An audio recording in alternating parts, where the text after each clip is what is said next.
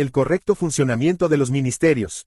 Será corto o largo el tiempo que resta para que todos los hijos de Dios lleguemos a la unidad de la fe, es decir, a ser como un varón perfecto, a la medida de la estatura de la plenitud de Cristo.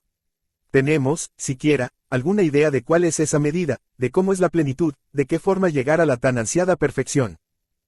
No podemos afirmar con toda certeza cuándo será ese tiempo tan esperado ni cómo llegaremos a lo que nuestro Dios tiene pensado para su amada iglesia. Sin embargo, la palabra de Dios nos anima a creer que a pesar de la aparente fragmentación del cuerpo de Cristo, la cual sería inútil tratar de evitar con intentos humanos y naturales, algún día, más cercano o más lejano, podremos transitar juntos la senda de la unidad, no ya la unidad en la diversidad, que muchas veces con simpleza hemos acogido los cristianos como el bien mayor, sino la unidad de la fe. La unidad perfecta, la unidad plena, aquella en la que todos pensamos igual, sentimos igual, creemos igual. Pareciera imposible, y sin embargo, es lo que el Señor nos tiene preparado para todos los que lo amamos. Jorge Pradas. Pastor, predicador, poeta y escritor preclaro, es el fundador del grupo de iglesias pertenecientes a la Iglesia Cristiana Evangélica de Quilmes. Nacido en España, está radicado en Argentina desde 1954. Miembro del Presbiterio Mayor y característico en su profundidad teológica y su claridad expositiva, se ha constituido en un punto de referencia para la cristiandad evangélica actual. Daniel García. Natural de Argentina, pastor y maestro de reconocida trayectoria, es miembro del Presbiterio Mayor. Profesor de teología y autor de diversos escritos doctrinales y teológicos, ha sido director del Instituto Casa Bíblica por 8 años. Actualmente radicado en Barcelona, España, coordina la obra misionera internacional y la extensión del Evangelio desde y hacia Europa. Rubén Naranjo. Pastor y misionero argentino, ejerció su ministerio en Barcelona, por un período de 12 años. Miembro del Presbiterio Mayor, profesor de teología y director del Instituto Casa Bíblica, de Barcelona, durante su misión europea. Pastoreó las congregaciones de San Nicolás y Rosario y reside actualmente en Buenos Aires, donde pastorea la Iglesia Central. Daniel García. Ministerio Apostólico. Los ministerios no son otra cosa que servicios, los cuales están a cargo de los ministros, y los ministros no son sino servidores o siervos, a veces conocidos en el lenguaje evangélico con el nombre de siervos del Señor, que es un título tan honorífico como el de ministro, y aun cuando nos gusta más que nos llamen ministros que esclavos o servidores, ambos términos vienen a significar lo mismo. Tenemos que decir que todos los ministerios son servicios, aunque es necesario establecer las diferencias que existen entre los distintos servicios, es decir, entre los distintos ministerios. Existe, en primer término, el ministerio sacerdotal, que es el ministerio universal, un servicio que debe ejercer cada persona que ha tenido un encuentro con Cristo, y que por ello se ha convertido, es decir, ha pasado de muerte a vida. Para refrendar esto con las Sagradas Escrituras leeremos 3 pasajes. El primero se encuentra en 1 Pedro 2:9, mas vosotros sois linaje escogido, real sacerdocio.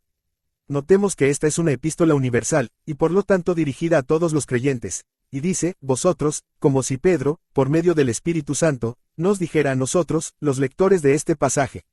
Vosotros sois linaje escogido, real sacerdocio. Vale decir que la Biblia nos declara y nos enseña que el sacerdocio puede y debe ejercerlo todo hombre y toda mujer que haya pasado de muerte a vida. Este texto es tan claro que no necesitaríamos leer otro pasaje, pero vamos a hacerlo para mayor claridad. Apocalipsis 1:6 dice, e hizo de nosotros un reino, sacerdotes para su Dios y Padre. A él sea la gloria y el dominio, por los siglos de los siglos. Amén. Este hizo de nosotros, significa, a de todos nosotros, un reino para su Dios y Padre. En el mismo libro, en el capítulo 5, verso 10, tenemos otra vez esto.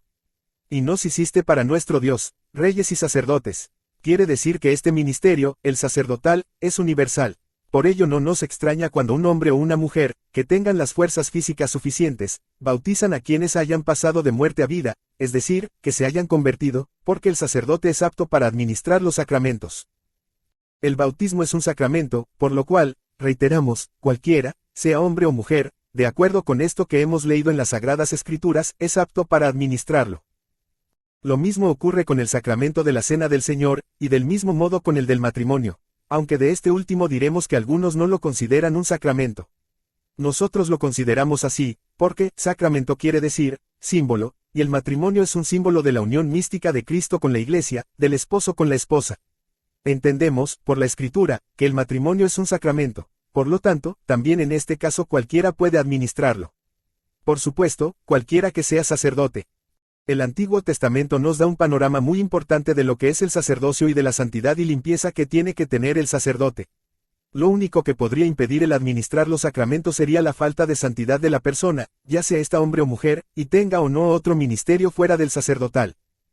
Este es un ministerio que abarca a todos, pero hay otros ministerios que tienen funciones específicas, como por ejemplo el ministerio de anciano, el de diácono y el de ayuda.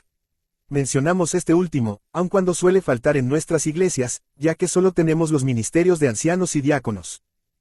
Aquí es necesario que hagamos una salvedad, puesto que la Biblia no es tan clara en este asunto, y entendemos que el Espíritu Santo mismo no ha dado claridad sobre el mismo.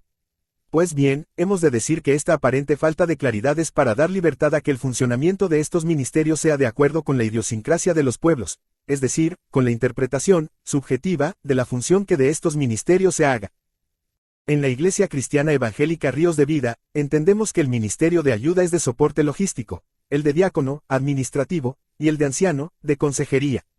Esta es la manera en que funciona entre nosotros y no pretendemos haber descubierto la pólvora, ni mucho menos, sino que la inspiración del Espíritu Santo nos ha hecho funcionar así durante 32 años, y lo hemos hecho más o menos bien. Creemos también que al no ser explícita la Sagrada Escritura en este tema de los ministerios de anciano, diácono y ayuda, es para respetar las distintas interpretaciones, y dado que esto no es fundamental, el Señor se mueve en las iglesias bautistas, en las iglesias pentecostales, en las iglesias metodistas, de los hermanos libres, anglicanos, etc., de una manera distinta, respetando las distintas formas de administración de los ministerios en general. El Señor está bendiciendo a estas denominaciones, a cada una de ellas. El Señor está bendiciendo a aquellos que quieran dar gloria a Dios y se muevan en su temor. Luego existen los ministerios de gobierno, que podemos encontrar en Efesios 4 en 7, 11. Los versículos 7 a 10 dicen, pero a cada uno de nosotros fue dada la gracia conforme a la medida del don de Cristo. Por lo cual dice, subiendo a lo alto, llevó cautiva la cautividad, y dio dones a los hombres. Y eso de que subió, que sino que también había descendido primero a las partes más bajas de la tierra. El que descendió, es el mismo que también subió por encima de todos los cielos para llenarlo todo. Y aquí se ve el poder de Dios, que condesciende de alguna manera con la autoridad, que es sinónimo de poder. Porque del poder emana la autoridad, y de la autoridad emana el poder. Esto lo transfiere Dios Todopoderoso, el que subió a los cielos, el que bajó a las profundidades de la tierra, a las partes más bajas de la tierra, versículo 9. Y en ese alarde que solo le es permitido a Dios tener, en los versos 11 y 12 dice, y él mismo dio, unos los apóstoles, otros, los profetas, otros, los evangelistas, y otros, los pastores y maestros, a fin de equipar completamente a los santos para la obra del ministerio, para la edificación del cuerpo de Cristo. Por lo tanto, tenemos desglosados los diferentes ministerios ejercidos por los ministros, unos, universalmente, como el ministerio sacerdotal, otros, servicios específicos, como lo son el ministerio de consejería, el de administración, o el de ayuda, y después vienen los ministerios de gobierno, que son estos que encontramos en Efesios 4:11 de la mañana. Entendemos que sin el ministerio de gobierno, no se puede equipar completamente a los santos para la obra del ministerio, para la edificación del cuerpo de Cristo. Debe haber autoridad, la cual ha sido dada por Dios para que haya orden, y los ministerios deben funcionar correctamente para que este orden exista en la iglesia del Señor. En 1 Corintios 2:40 de la tarde leemos, pero hágase todo decentemente y en orden. Aunque resulte redundante, repetimos, para que exista este orden para el equipamiento de los santos, para el conocimiento de Jesucristo, y para la edificación de la iglesia, es necesario que haya autoridad. Por lo tanto, entendemos que los ministerios de Efesios 4:11 de la mañana son los ministerios de autoridad y, sin embargo, algo más que esto, porque al mismo tiempo que edificar el cuerpo de Cristo, dice el verso 13. Hasta que lleguemos a la unidad de la fe y del pleno conocimiento del Hijo de Dios. Vale decir, que juntamente con la autoridad tiene que ir el magisterio del ministro, sea este apóstol, evangelista, profeta, o pastor y maestro. El ministro tiene que tener autoridad y magisterio para poder enseñar. La autoridad es indispensable para que la iglesia camine en orden. Y entendamos que la autoridad no es para ponerse sobre los demás, sino para ejercerla en paternidad, como la ejerce en el hogar todo buen padre con sus propios hijos. La autoridad debe ser ejercida con gracia, y debe ir junto con la enseñanza. Tenemos que enfatizar este aspecto de la autoridad, porque muchos de los que ejercemos estos ministerios, a veces no lo entendemos y, sin querer, o queriéndolo, cometemos abusos de autoridad y eso también está penado en las Sagradas Escrituras.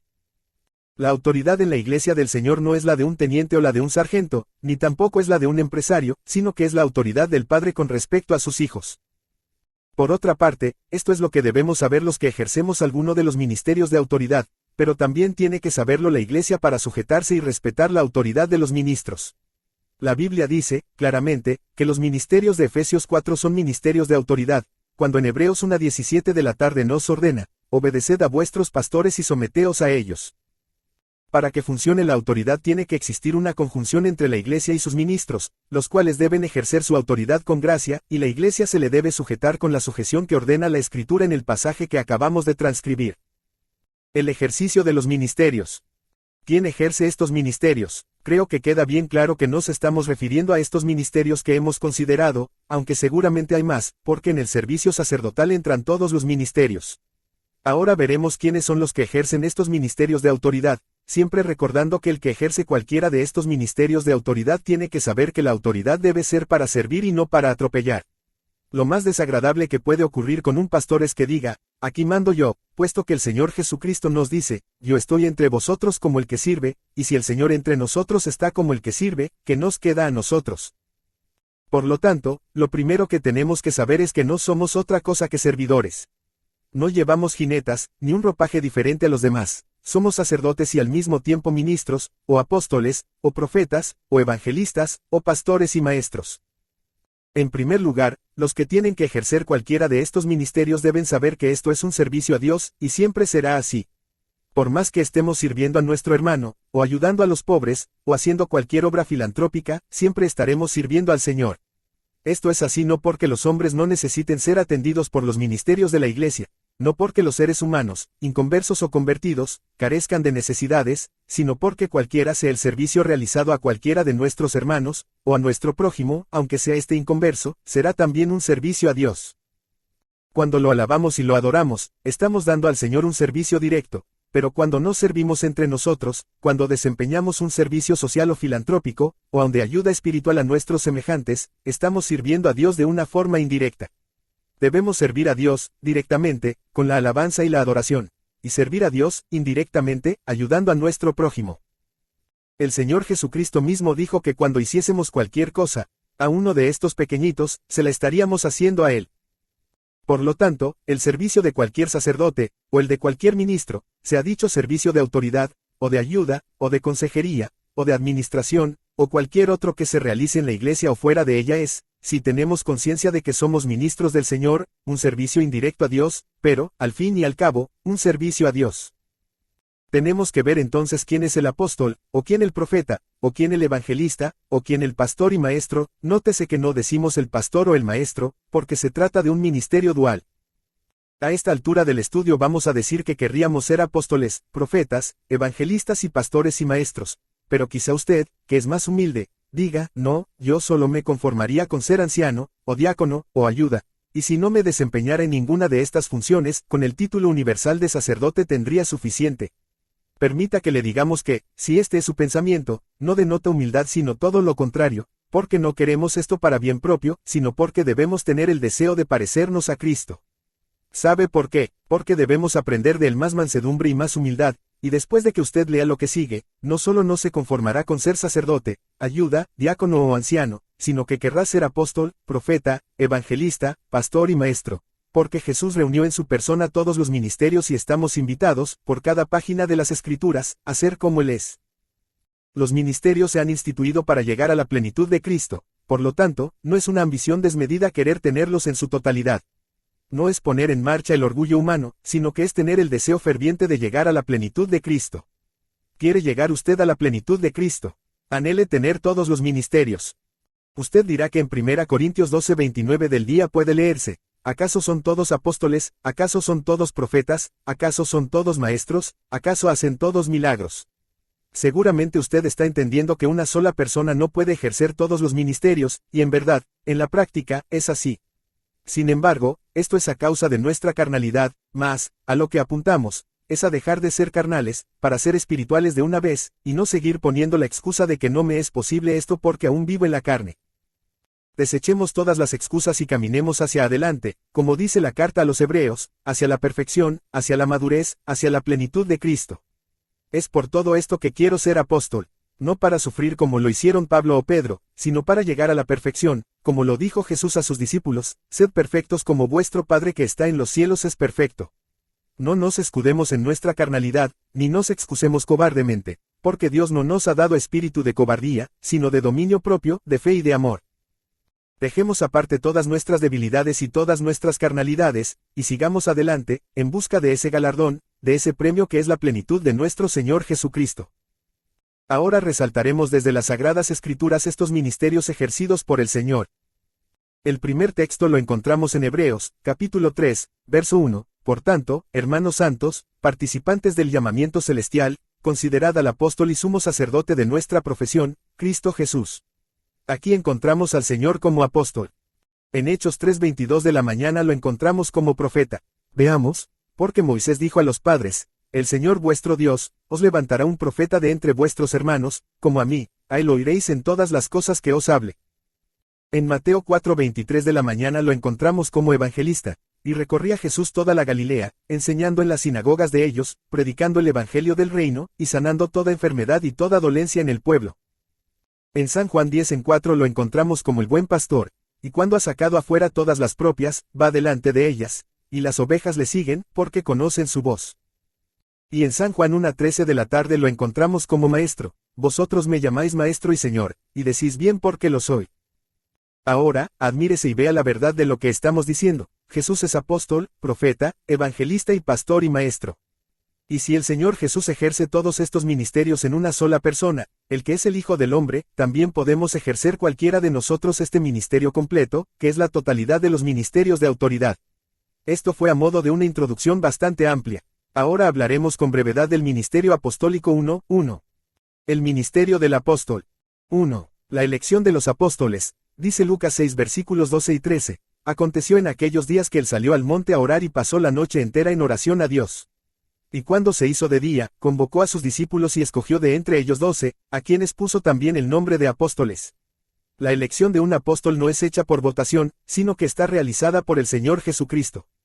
Debemos añadir que es tan importante el ejercicio del ministerio apostólico que él, el Hijo del Hombre y el Hijo de Dios, Jesucristo, nuestro Señor, el Rey de los Reyes y el Señor de los Señores, antes de elegir de entre sus discípulos a aquellos a los cuales pondría el nombre de apóstoles, pasó la noche orando. Teniendo en cuenta que el ministerio apostólico sigue, imagínese la responsabilidad que nos cabe a los apóstoles, pues dice la Escritura que el Señor se pasó la noche orando por los que tendríamos este llamado. La elección del ministerio apostólico no es algo al azar, sino que es un acto importantísimo en el que interviene Dios directamente. 2. El propósito de la elección. Este propósito lo encontramos en Marcos 3:13 de la mañana, subió al monte, y llamó junto hacia los que él quiso, y vinieron a él. Y designó a 12 para que estuviesen con él, y para enviarlos a predicar. La elección del ministerio apostólico no se ha hecho solamente con oración, sino que esta oración tenía el propósito de que los apóstoles, en primer lugar, estuvieran con él. Y así fue, estuvieron 3 años con el Señor Jesús, 3 años escuchándole a él. Algunos desbarrando más que otros en presencia del Señor, que a veces debía corregirlos, pero estaban con él. El que es elegido apóstol no debe tomarse las cosas a la ligera, sino que debe buscar al Señor continuamente. Solo después de esto los envió a predicar. Ahora bien, a esta altura es preciso hacer una aclaración. Una cosa es testificar y otra muy diferente predicar. Testificar es algo que debemos hacer desde el día en que nos convertimos. El Señor le dijo al endemoniado gadareno: vete a tu casa, a donde los tuyos, y cuéntales todo cuanto el Señor ha hecho por ti, y cómo tuvo compasión de ti. Este hombre acababa de ser liberado y el Señor ya lo mandó a testificar. Pero predicar es otra cosa, predicar es llevar la presencia de Dios, por eso, cuando el Señor Jesucristo enviaba a sus discípulos, les decía, y al ir, predicad, diciendo, el reino de los cielos se ha acercado, 2:2. ¿Por qué? Porque se habían acercado ellos, y ellos eran el reino de Dios, lo llevaban dentro, en el corazón. Se podía ver en sus caras el reino de Dios, porque habían estado con él. El Señor los envió en 2 ensayos. En una oportunidad envió a 2 y en otra a 70. Pero estos fueron solo ensayos, hasta que Cristo resucitó, ascendió a los cielos y descendió el Espíritu Santo. Entonces ellos se largaron de lleno a la tarea de predicar a toda criatura. Es posible testificar desde el primer día de convertido, pero se podrá salir a predicar para convertir almas cuando ya se esté maduro y consolidado en la fe. Yo recuerdo que en mi juventud no tenía quien me enseñara. Solo me enseñaron los primeros pasos, que tenía que confesar mis pecados, agradezco a Dios y a los hermanos que me enseñaron esto, y que al confesarme debía arrepentirme. Pero cuando recibí el perdón de mis pecados me sentí un gigante. Tenía entonces 17 años, estaba tuberculoso y era un alfeñique, pero me sentía Superman. Y un día desafié a un seminarista católico. Claro, yo conocía algunas cosas de la Biblia y sabía muy bien lo que Dios había hecho conmigo, por tanto, pensé que lo iba a destrozar, y muy contento lo desafié. Quedamos citados para un día determinado en que le explicaría cómo ser salvo, pero no se lo explicaría con mi testimonio, sino con lo que había aprendido de la Biblia. Sabía un montón de cosas, conocía de memoria Juan 3:16 de la mañana y pensaba que ya me lo sabía todo. El resultado fue que el seminarista católico me aplastó. Aprendí desde entonces que primero tenía que estar con él y recién después lanzarme a predicar. Cuando vemos que la Iglesia del Señor enseguida manda a sus convertidos a predicar, creemos que esto no ha de ser así, pues no es posible predicar en estas instancias. Los nuevos convertidos deben ser enviados a testificar, y hay que entender bien la diferencia entre ambas acciones. Se debe testificar desde el primer día, pero para predicar es necesario pertrecharse de la palabra y del contacto con Cristo. Recién entonces se puede predicar con autoridad y con poder la palabra de la cruz, que es el poder de Dios y la sabiduría de Dios. 3. El equipamiento. La autoridad en el mensaje y la autoridad para echar fuera demonios. En Marcos capítulo 3 versículos 14 y 15 dice, y designó a 12, para que estuviesen con él, y para enviarlos a predicar, y que tuviesen autoridad para sanar enfermedades y para expulsar demonios. Autoridad en la palabra, autoridad para predicar. Después de estar con él hay autoridad, y entonces tenemos autoridad y poder para echar fuera demonios y sanar enfermedades. Bendito sea Dios. El equipamiento, entonces, es la puesta en práctica de lo que hemos dicho en el apartado número 2. 4. Requisitos que debe tener un apóstol. Hemos encontrado 7 requisitos que debe tener un apóstol, aunque seguramente en un estudio más intensivo hallaríamos más. El primer requisito es que haya visto al Señor. En 1 Corintios 9:1 leemos, no soy apóstol, no soy libre, no he visto a Jesús el Señor nuestro, no sois vosotros mi obra en el Señor. El apóstol dice, no he visto a Jesús, interrogativamente, significando esto que sí lo ha visto. Diremos, por tanto, que el apóstol tiene que tener la visión de Cristo, aunque no una visión terrenal, sino una visión espiritual. El segundo requisito lo encontramos en el mismo versículo, no sois vosotros mi obra en el Señor. Y en el verso 2 continúa diciendo, si para otros no soy apóstol, para vosotros ciertamente lo soy, porque vosotros sois el sello de mi apostolado en el Señor. Esto quiere decir que un apóstol no solamente debe ver al Señor sino que también debe poner manos a la obra y fundar iglesias. El tercer requisito es que un apóstol debe anunciar el Evangelio. En el versículo 16 el apóstol Pablo nos dice, pues si anuncio el Evangelio, no tengo por qué gloriarme, porque me siento constreñido a hacerlo, y ay de mí si no anuncio el Evangelio. Ver al Señor, fundar iglesias y anunciar el Evangelio. Ahora bien, en el verso 19 Pablo continúa de esta manera, por lo cual, siendo libre de todos, me he hecho siervo de todos para ganar el mayor número, y este es el cuarto requisito, servir a todos. El ministerio apostólico debe ser ejercido por hombres que estén dispuestos a servir a todos, sin distinción de razas ni de clases sociales, ni ninguna otra diferencia que el hombre pueda hacer. El quinto requisito es la identificación, y esto lo encontramos en el verso 20, me he hecho a los judíos como judío, para ganar a los judíos. A los que están bajo la ley, aunque yo no esté bajo la ley, como si estuviese bajo la ley, para ganar a los que están bajo la ley. Esto nos habla de una identificación. Un apóstol debe saber identificarse en el ambiente en el que se desenvuelve, pues su ministerio es translocal. El sexto requisito es una visión clara. Dice el verso 26. Así que, yo de esta manera corro, no como a la aventura, de esta manera golpeo, no como quien golpea al aire. El apóstol tiene que ser un hombre que posea una clara visión de las cosas, que no esté un día en un lado y otro día en otro, como quien no sabe a dónde va, ni lo que hace. El apóstol no golpea al aire, donde pone el ojo, pone la bala. El apóstol ha de tener una visión clara de la misión que está cumpliendo. Finalmente llegamos al séptimo requisito.